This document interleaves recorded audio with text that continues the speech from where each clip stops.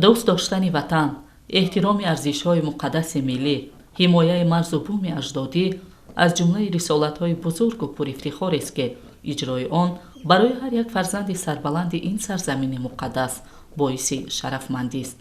طول 1.5 سال است که به صف قواهای مسلح جمهوری تاجیکستان داخل شده خدمت وطن مادر را به جا می‌آورم. خدمت به وطن این خرج هر یک شهروند جمهوری تاجیکستان میباشد. هم از سر به سر تن به کشتن دهیم، از آن به که کشور به دشمن دهیم.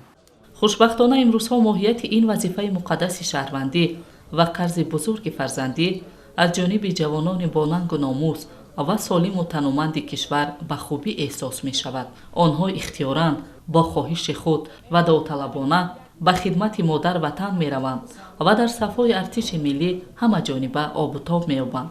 وطن وقتی که امر مادری داد به جا آوردگانش را شرف داد. محبت وطن بود که مرا به صف قواهای مسلح جمهوری تاجیکستان آورد. من در صف قشون‌های سرحدی کمیته دولتی امنیت ملی جمهوری تاجیکستان ادای خدمت نمایم.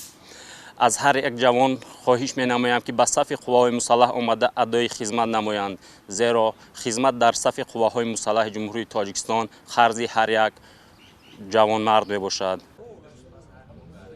معرکه دعوت به صفهای قواهای مسلح این معرکه مهم سیاسی در تمام گوشه و کنار مملکت گواه آن است که امروز سطح خودشناس و خودآگاهی ملی جوانان زاده پرورده زمان صاحب استقلالی بالا رفته است و آنها ماهیت وظیفه مقدس خدمت در صفهای ارتش ملی و حفظ وطن مادر را به خوبی درک کرده آمادگی همه جانبه خود را به آن اظهار می دارند. واقعا هم خدمت در صفهای قواهای مسلح مملکت مکتب بزرگ صداقت و شرفمندی و تربیه روحیه سالم و استوار، رمز افتخار جاودانی از وطن و ملت و ثبات و آبادی سرزمین اجدادی است.